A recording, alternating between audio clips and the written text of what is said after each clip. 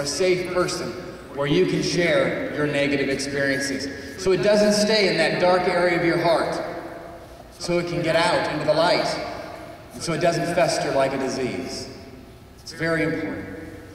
It's my privilege to introduce to you Emery Miller. Emery Miller was born with severe congenital heart defects. He was born with a hole in his heart and rhythm issues. Yet he's now a keynote speaker for the American Heart Association. Emery lobbied in Washington, D.C. for the state of Arizona in support of children's health care. And last Christmas, he was able to collect more than 1,000 bears to donate to the Children's Hospital. Let's get to know Emery a little better.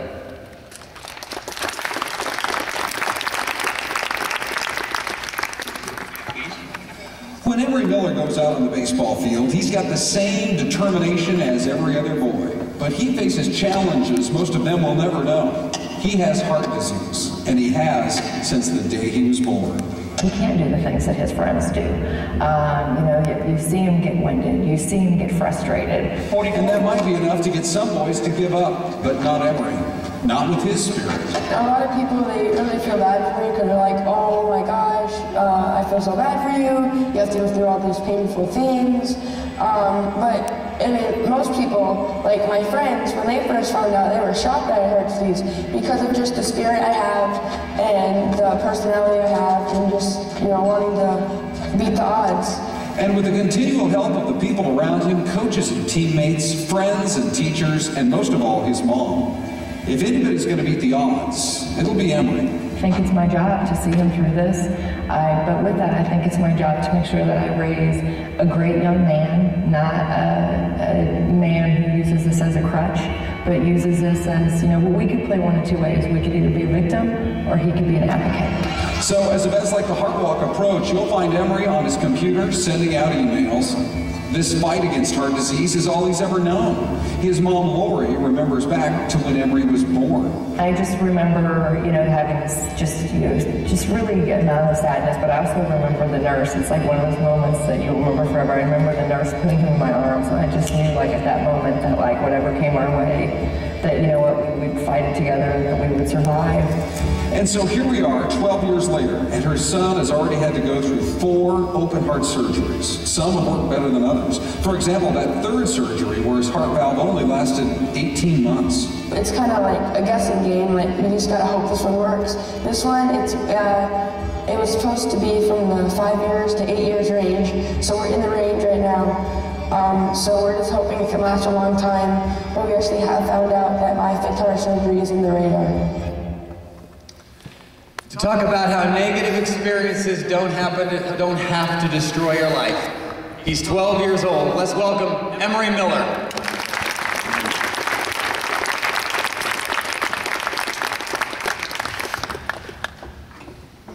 How you guys doing today?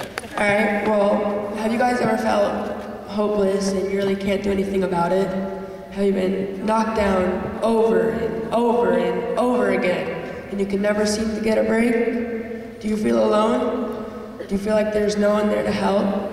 And your family is just falling apart? Well, these are some emotions I've felt in my life. I'm an only child from a divorced family with limited visits from my stepbrother. As it said in my intro, I've had 4 open heart surgeries, in my 5th one this summer. I've had 2 valve replacements, a feeding tube till I was 5, and I was born with a hole in my heart. After surgery, it just really stinks because I basically put my life on pause for 2 months. I can't do anything for 2 months, and if I was to do something, the scar would open up and surgery again. And it's really hard for me because I play at a club baseball team. And even on a day-to-day basis, I can't keep up with my friends or with my teammates. Now, if I was to try to, I have an example, I was at the fun run, and it wasn't very fun. I was running, and I got a little bit dizzy. And I thought, maybe it's just a flu. And I kept on running, and I crossed the finish line and I collapsed right there and then. You know, I had to go to the ER, but everything turned out okay. I also have celiac disease. It's also known as gluten or gluten-free. It's where you're allergic to wheat, barley, oat, rye, and flour. Now, if I was to eat one of these items, then I would have flu-like symptoms and a terrible stomachache for about 3 hours. But I had two choices. One, turn to drugs, have behavior problems, and use my heart as a crutch. Or road two, I can make the most of each day and think about all the good things because of my heart. Obviously, I took road two, and I made the most of each day. Some things I've got to do because of my heart is I've got to travel to Washington, D.C. and lobby for all the kids in Arizona and for child health care. I've been able to be on the hit TV show ER on the second to last episode to talk about kid camps for heart disease or just camps in general. I collected over 1,000 bears in just a 2.5-week span. I collected 500 teddy bears for Phoenix Children's Hospital and 500 just other stuffed animals, not teddy bears, to give to Crisis Nursery. I play on the 12U baseball team. 12U means 12 and under. And at the highest level of my age, I play first base and right field. I usually bat number 10, but I just now really increased my batting, so now I'm batting number 5. The only reason I'm doing that is because of my heart, I have to work 120% to be better than everyone else. Everyone just has to work about 20% to be better than me. So I really have to be determined if I want to be good. There have been tons of people who have helped me, but you know, I can't just stay up here and just brag about myself and tell how good I am. There's been tons of people who have helped me along the way. But there have been times when I could have been upset and frustrated and said, you know what, I don't want your help. Or I can do this by myself, I'm a big boy. One of these people were my mom.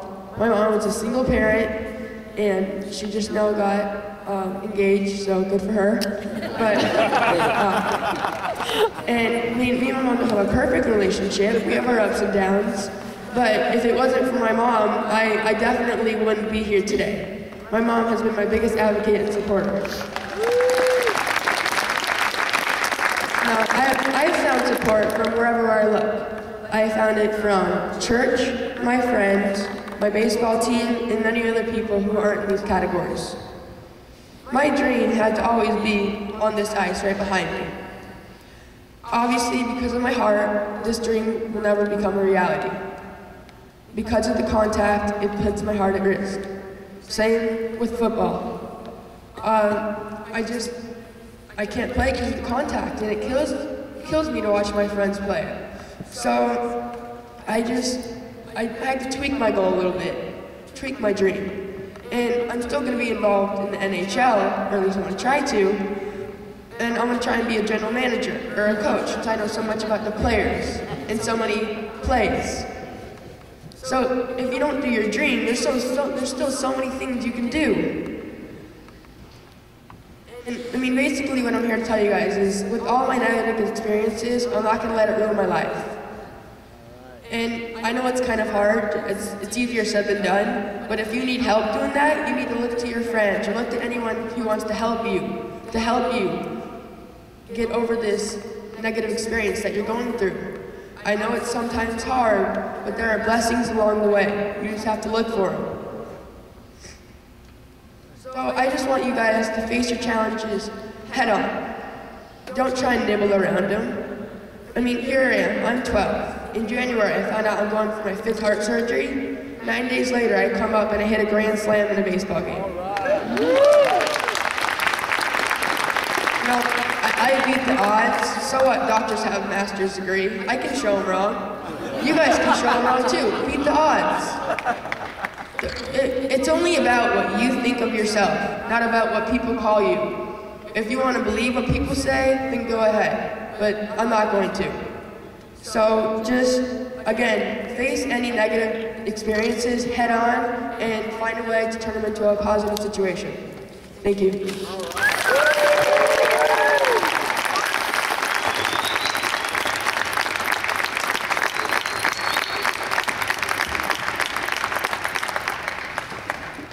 I wasn't going to say this, but you know, Emery said he hit a grand slam home run. Doctors said that he would never be able to do anything physical, never play any sports. And he's become quite a star on the baseball team. For him to be here today, his team was going to California for the playoffs. It's important for him to play, and he cared enough about you that he decided to miss the game so he could speak with you today. Now, sometimes when you give, good things happen. It turns out it was rained out in California, so he didn't miss it after all. So he's going to play in the playoffs game, but he didn't know that until after he'd already committed, just till a couple days ago. So, Emery, thank you.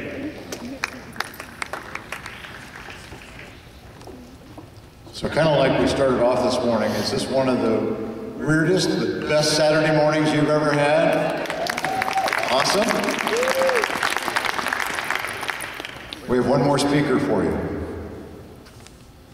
And it's a great, great honor for me to introduce to you Spencer Tillman. You may know Spencer Tillman from television, where he's the lead analyst for CBS Sports. But he started his career as an All-American running back for the University of Oklahoma. He was one of the top